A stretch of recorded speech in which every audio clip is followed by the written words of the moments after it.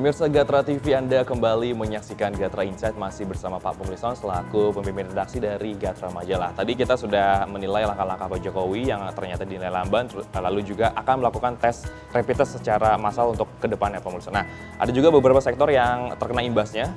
Yang paling penting adalah yang paling terkena yaitu masalah pariwisata dan juga ekonomi kreatif. Nah, apakah mungkin dengan tadi juga saya baca beritanya mengundang influencer atau juga mengadakan beberapa diskon potongan-potongan harga itu memang sah-sah saja dilakukan di situasi seperti ini? Ya, saya kira upaya pemerintah untuk tetap melakukan usaha agar ekonomi tetap berjalan ya boleh-boleh saja. Tapi kan keselamatan semua warga itu di atas segalanya. Kalau mau wisatanya banyak, tapi kalau masyarakatnya sakit kan juga sia-sia gitu ya.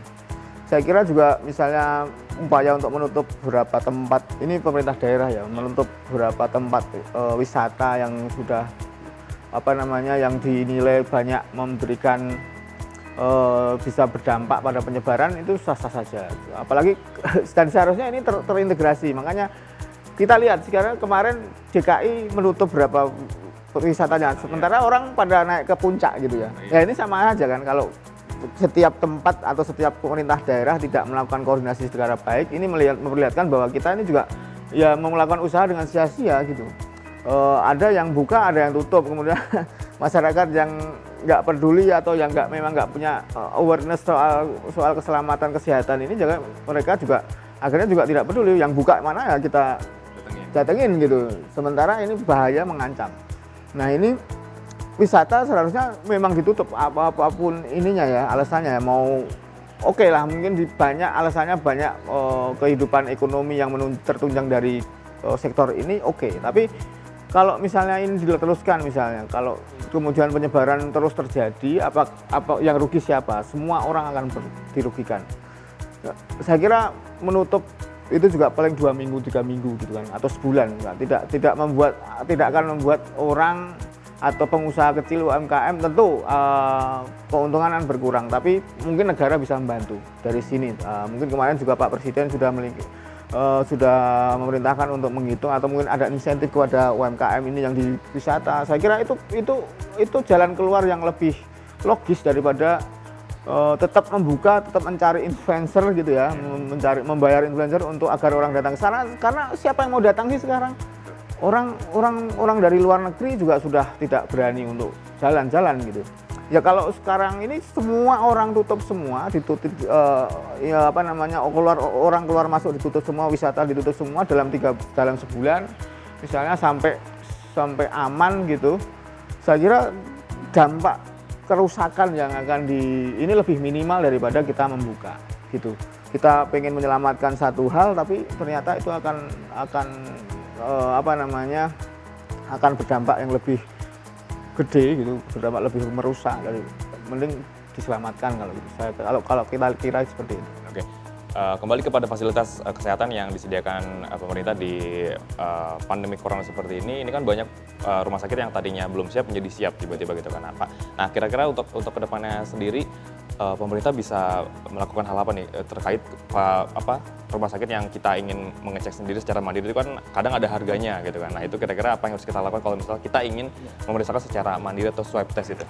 Ya ini kembali lagi soal prosedur tadi. Kalau misalnya rumah sakit memang sudah dipercaya untuk melakukan penanganan, saya kira harus ada jaminan pemerintah misalnya untuk berapa pasien yang datang positif dibayar, diganti ininya gitu ya. Tapi kan orang yang benar-benar merasa positif atau merasa punya gejala kan nggak berani, kalau misalnya nggak punya duit, misalnya kalau tidak dites ternyata negatif, kan dia harus bayar misalnya seperti itu. Jadi harus ada jaminan pemerintah, kalau memang perlu ada alat tes, itu berarti harus ada free, tidak dipungut biaya, sehingga masyarakat akan datang. Ini kan juga dilemanya seperti itu. Kemudian apakah rumah sakitnya sendiri siap kalau misalnya orang datang kemudian positif? Dia punya ruang isolasi yang menjamin bahwa tidak tertular. Misalnya ada syarat bahwa dia punya ruang isolasi vakum negatif gitu ya. Jadi udara yang tidak bisa keluar, tidak bisa menyebar. Jadi ketika dia diisolasi, dia benar-benar penyakitnya di situ, nggak keluar. Dia punya itu nggak rumah sakit ini?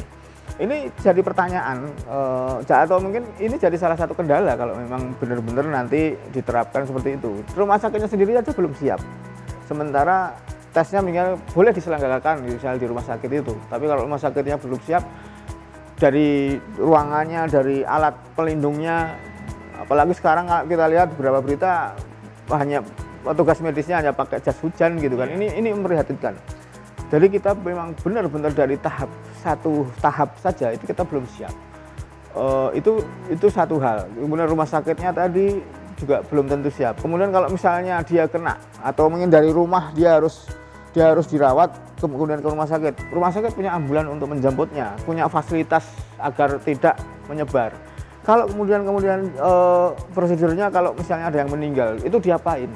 Oke lah kalau sekarang mungkin karena kejadian luar biasa ya, mungkin dari sisi orang-orang mungkin nggak mau kalau di Cina mungkin dikremasi ya. Kalau di sini berisiko nggak kalau misalnya cuma dikubur di tanah? Nah, mungkin perintah agama ya mungkin akan ada alasannya. Ini akan juga memberikan dampak negatif di masyarakat kalau memang seperti itu. Nah, ini juga nasihat dari ulama itu juga diperlukan kalau memang ini kemudian jadi cepat. Ini dari sisi hilir sampai hulunya belum siap sama sekali. Dari sisi sosialisasi pemahaman ke masyarakat juga seharusnya ada gitu. Nah, ini pemerintah mungkin langkahnya sudah sangat terlambat. Tapi ya kita sebagai masyarakat kita juga harus mendukung, memberikan pemahaman, kita juga media juga memberikan pemahaman agar masyarakat paham prosedur ini, tapi kita juga mengingatkan pemerintah agar cepat bertindak karena ini situasi yang nggak bisa disepelekan dengan ketawa TV gitu, hahihi. Jadi saya kira mohon pemerintah juga bijak memberikan penanganan gitu. Baik, masih banyak sektor yang bisa kita bahas di Gatra Majalah edisi terbaru kali ini, pemirsa, tapi Gatra Insight rehat sejenak.